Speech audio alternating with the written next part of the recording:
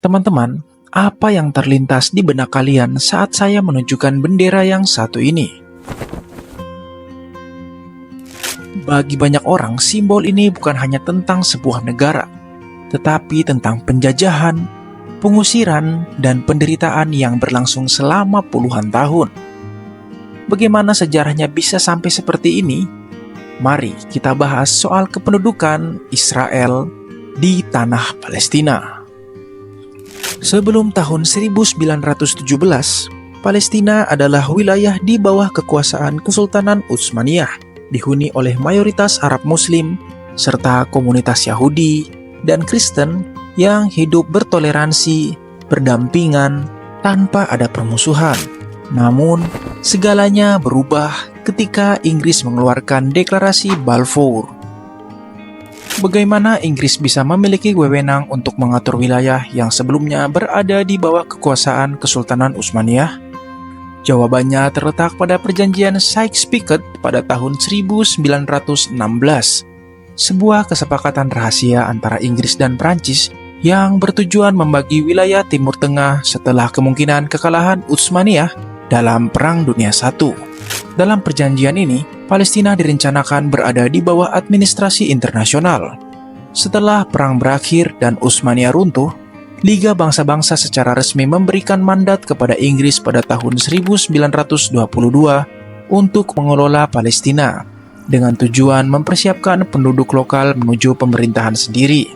Namun, dalam praktiknya, mandat ini justru digunakan Inggris untuk mendukung agenda Zionis, termasuk melalui deklarasi Balfour yang menjadi dasar bagi pendirian tanah air nasional untuk orang-orang Yahudi di Palestina.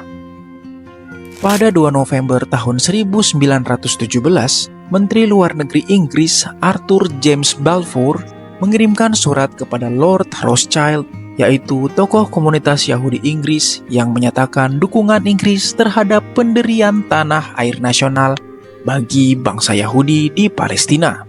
Deklarasi ini dikeluarkan tanpa konsultasi dengan penduduk asli Palestina pada saat itu.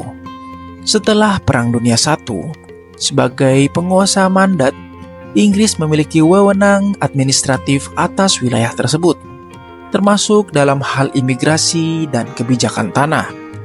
Hal ini memberikan Inggris posisi dominan dalam menentukan arah masa depan Palestina. Deklarasi Balfour membuka pintu bagi gelombang imigrasi Yahudi ke Palestina antara tahun 1922 hingga 1947. Diperkirakan sekitar 100.000 sampai 150.000 warga Palestina diusir atau dipaksa meninggalkan rumah mereka. Ketegangan meningkat memicu bentrokan antara komunitas Arab dan Yahudi. Pada tahun 1947, PBB mengadopsi resolusi 181 yang membagi Palestina menjadi 2 negara, satu untuk Yahudi dan satu untuk Arab. Komunitas Yahudi menerima, namun masyarakat Arab menolak, merasa pembagian tersebut tidak adil. Tegangan meningkat menjadi konflik bersenjata. Perang Arab-Israel pada tahun 1948 menyebabkan lebih dari 700.000 warga Palestina mengungsi dari tanah mereka. Peristiwa yang dikenal sebagai Nakba atau malapetaka. Israel kemudian mendeklarasikan kemerdekaannya dan menguasai wilayah yang lebih luas dari yang dialokasikan oleh PBB. Hingga kini, Israel terus memperluas permukiman di wilayah pendudukan, terutama di tepi barat. PBB dan banyak negara menganggap tindakan ini ilegal dan penghalang bagi perdamaian. Deklarasi Balfour menjadi akar dari konflik yang masih berlangsung hingga hari ini. Ada fakta unik yang wajib kalian tahu sebelum penutup di video ini. Mayoritas penduduk Yahudi di Israel saat ini adalah imigran atau keturunan imigran yang datang dari berbagai negara setelah tahun 1948. Bukan keturunan langsung dari komunitas Yahudi yang telah lama menetap di Palestina.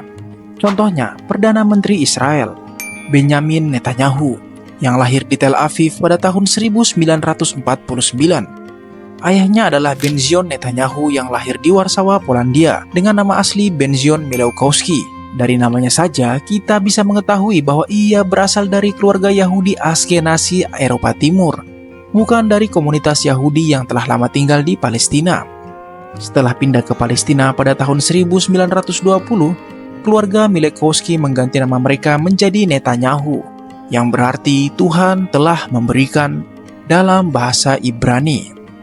Fakta ini menunjukkan bahwa banyak pemimpin dan penduduk Israel saat ini tidak memiliki keterkaitan langsung dengan komunitas Yahudi yang telah lama tinggal di Palestina. Sementara itu, penduduk asli Palestina yang telah mendiami tanah tersebut selama berabad-abad menghadapi tantangan besar dalam mempertahankan hak dan tanah mereka. Nah teman-teman, semoga video ini dapat menambah wawasan kalian.